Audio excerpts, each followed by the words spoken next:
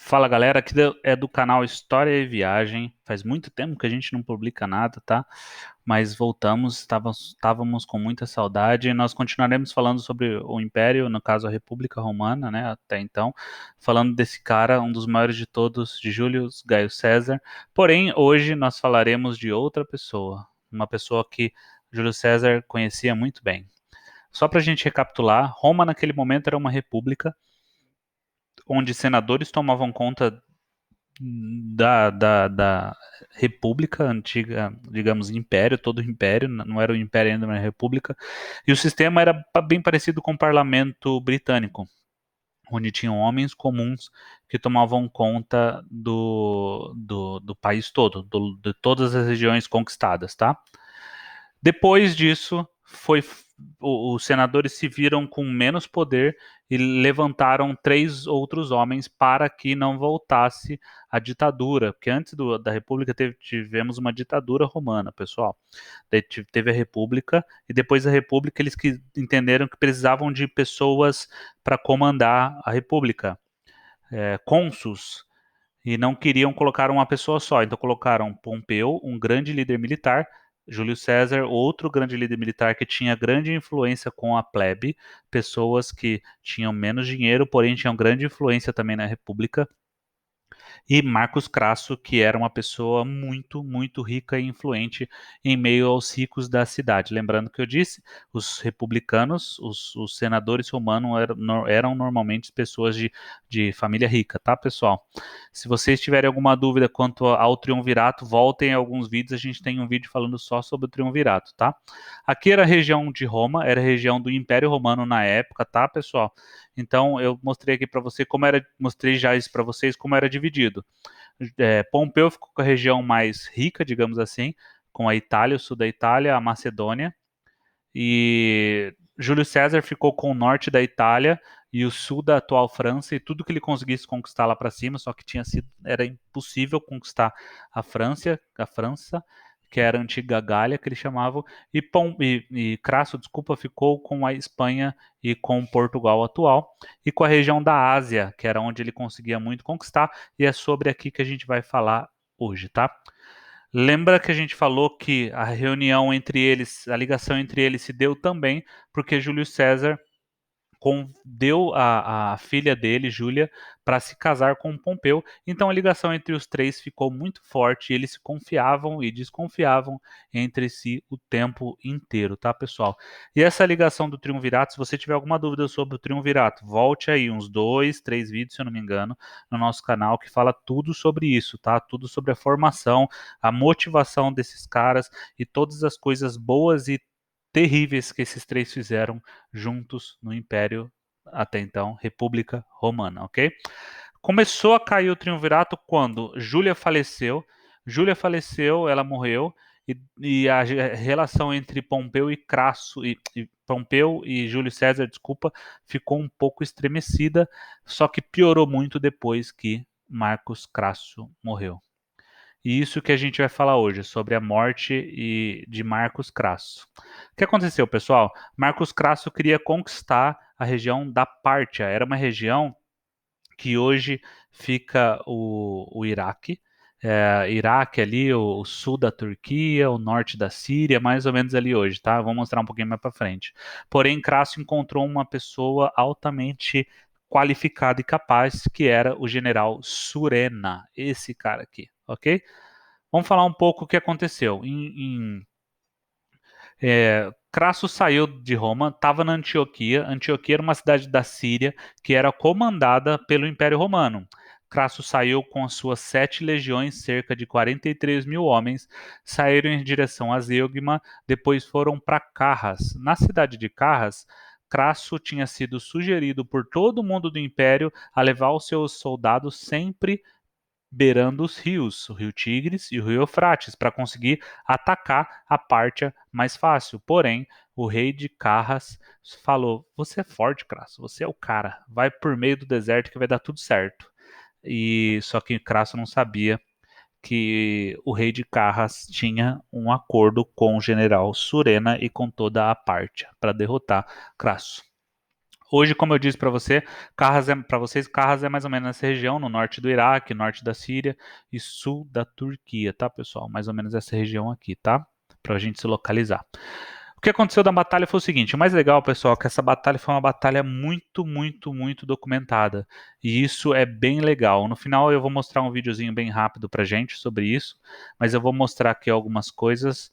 Na verdade, o vídeo é muito longo, eu vou cortar ele um pedacinho, vou avançar ele junto com vocês. Mas, resumidamente, o Crasso tinha 7 legiões romanas. O que significa isso? 43 mil homens, sendo eles 4 mil de cavalaria leve e 4 mil de tropas leves, que significa são tropas que conseguem se movimentar muito rápido, e o restante de homens fortemente armados, que são fortemente armados com escudos, lanças e espadas. Porém, esses homens são muito lentos, eles não conseguem se mexer muito rápido, enquanto os partas e Surena tinham 9 mil homens em cavalos, cavaleiros com arco e flecha, altamente treinados e muito rápidos. Eles conseguiam, pessoal, controlar o cavalo sem as mãos e atirando flecha ao mesmo tempo, tá? Isso foi uma grande revolução e isso a gente viu outro momento da história. Guarda esse momento aí, momento do Império Mongol. O Império Mongol conquistou grande parte do mundo também, usando essa mesma tática, em que cavaleiros andavam muito rápido e conseguiam atirar enquanto andavam, tá? E eles tinham também mais 1.000 homens em cavalaria pesada. O que são cavalaria pesada? São cavaleiros couraçados, são cavaleiros com armaduras mais pesadas, resistentes aí a alguma coisa. Enquanto esses homens aqui de cavalaria leve, normalmente eles estavam com roupas simples, tá, pessoal? Roupas sem proteção nenhuma. Eles só eram muito rápidos. Aí foi a batalha entre a velocidade e a grande força.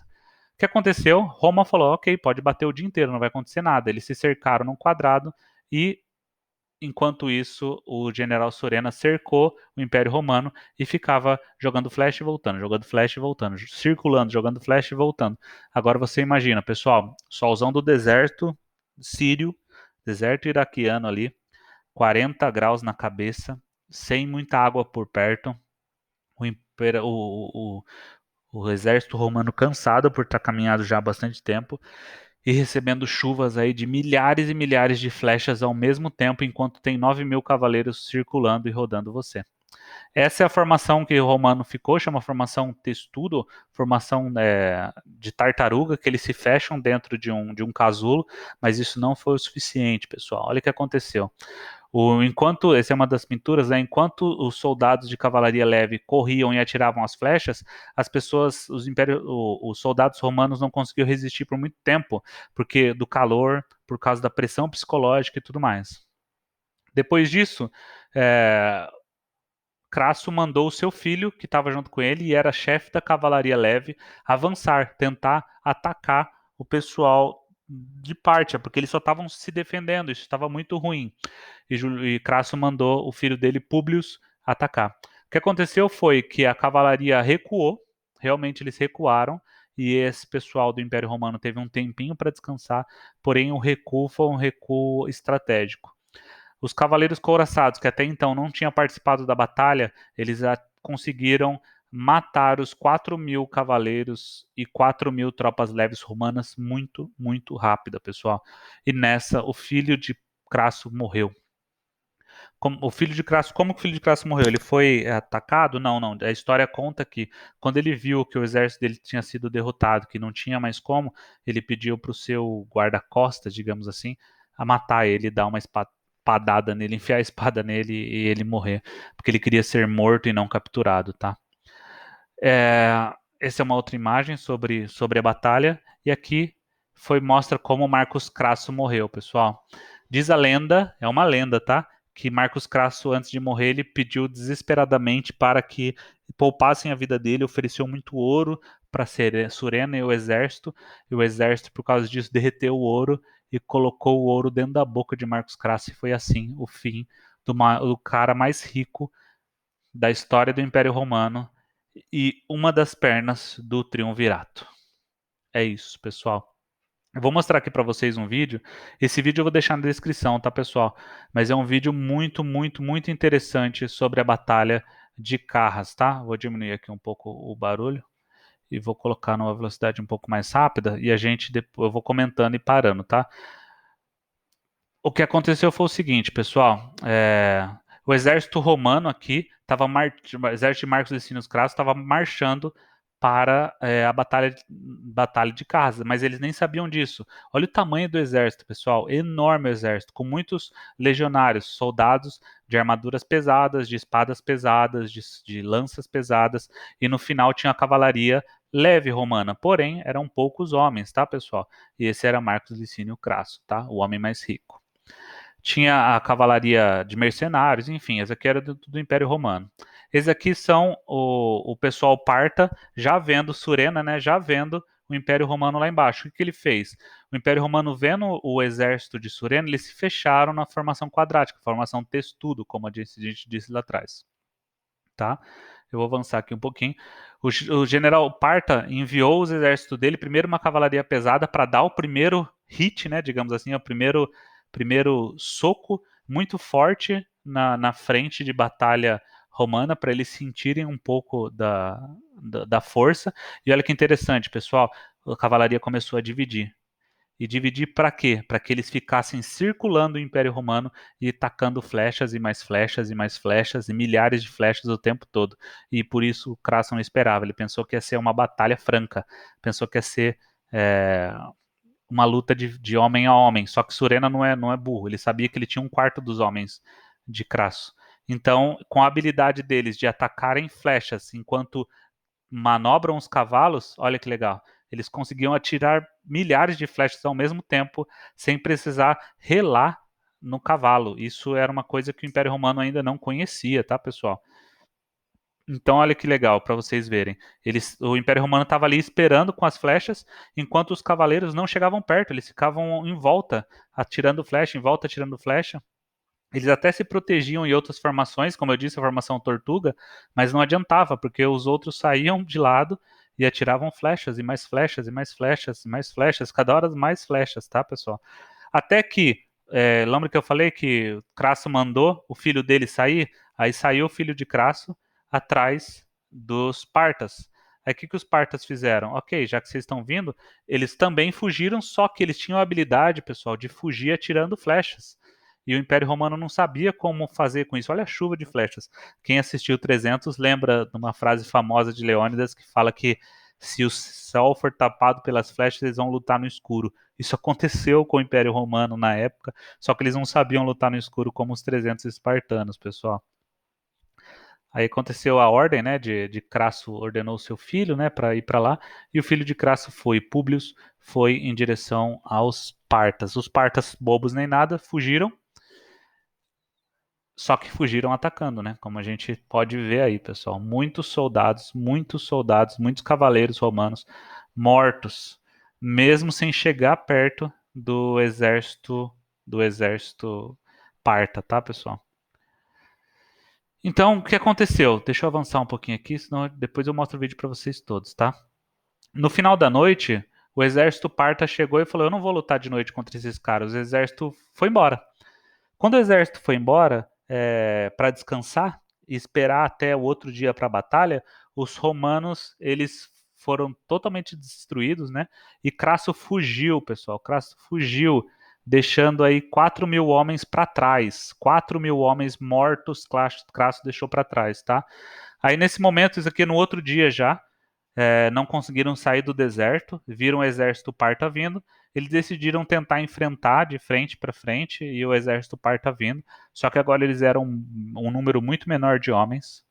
O exército parta finalmente acabou, deixando 20.000 homens mortos, 10.000 homens capturados e 5.000 homens conseguiram escapar dessa carnificina, pessoal. E assim foi que acabou a vida de Marcos Licínio Crasso. Vou deixar esse vídeo na descrição. Assistam esse vídeo, pessoal. Assistam com calma. Mesmo quem não entende inglês vai conseguir ver. Esse vídeo é muito, muito legal. Dou parabéns aí pro dono do canal que fez o vídeo. Muito bom. Acompanhe nossos vídeos. A gente está voltando aí e vamos ser mais frequentes falando de história e falando também das viagens. Em breve vamos falar sobre o Império Romano, falar sobre o Império Egípcio, Cleópatra, Brutus e assim por diante. Beleza, pessoal? Abraço, até a próxima. Tchau, tchau.